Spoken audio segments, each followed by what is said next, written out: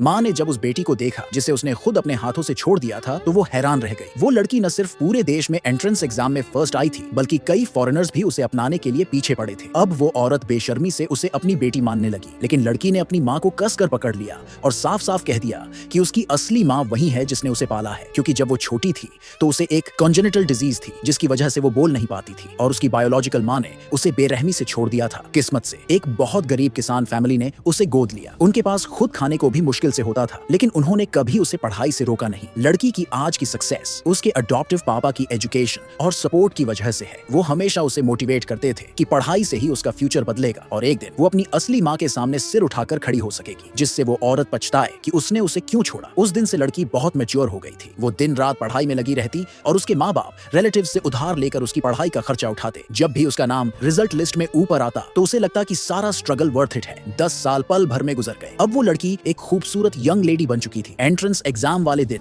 वो अपने पापा से कुछ एनकरेजिंग वर्ड्स सुनना चाहती थी, लेकिन वो चुपचाप बेड पर लेटे थे क्योंकि 10 मिनट पहले उनका देहांत हो चुका था। उसकी माँ को डर था कि कहीं लड़की का मनोबल ना टूट जाए, इसीलिए उन्होंने दर्द सहते हुए झूठ बोल दिया कि पापा थक कर सो रहे हैं। लेकिन लड़की को कुछ अजीब सा लगा। बचपन से उसके पापा इस दिन का इंतजार करते थे और ऐसा कभी नहीं होता कि वो कुछ न कहें। ये सोचकर वो दौड़ती हुई उनके पास गई, मच्छरदानी हटाई और उसी वक्त पापा का लाइफलेस बॉडी नीचे गिर पड़ा। उसकी माँ ने एक लंबी सांस ली और उसे जल्दी से एग्जाम देने भेजा। जैसे ही लड़की निकल गई, माँ खुद को रोक नहीं पाई और अपने पति के शरीर से लिपटकर जोर जोर से रोने लगी। 3 दिन बाद जब लड़की घर वापस आई तो उसने देखा कि उसकी माँ दरवाजे पर घुटनों के बल बैठी है, सफेद कपड़े पहने हुए। तभी उसे एहसास हुआ कि कुछ बहुत बुरा हो चुका है। वो भागती हुई पापा की बेड के पास गई, कांपते हाथों से मच्छरदानी हटाई और जैसे ही पापा का रंगहीन चेहरा देखा, ऐसा लगा जैसे उसकी पूरी दुनिया टूट गई हो। वो जमीन पर घुटनों के बल बैठ गई और रो रोकर चिल्लाने लगी, लेकिन कोई जवाब नहीं मिला। उसी रात लड़की ने खुद अपने पापा के शरीर को उठाकर श्मशान तक पहुंचाया। माँ बेटी दोनों उस कलश से लिपटकर बिलखते रहे। लड़की के दिल में एक कसम थी कि अब वो अपनी माँ को एक बहुत अच्छी जिंदगी देगी। तभी उसकी माँ ने एक नेशनल एडमिशन पोस्टर निकाला